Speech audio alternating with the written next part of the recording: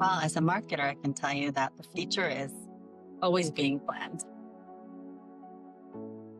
So I'd say the best way for a company to plan is to really understand the results and to understand their customer and the voice of that customer.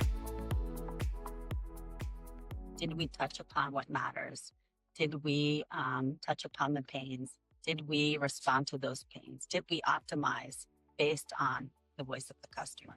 And what did we learn from that? Did we make mistakes? And what could we learn going forward? So I would say the best source of data for that is to really have a 360-degree view of your voice of customer, whether it be social listening, whether it be survey data, whether it be what your customers are saying about you online in your reviews, and really taking that data and using it to help optimize going forward into the next year. You're definitely always trying to get validation.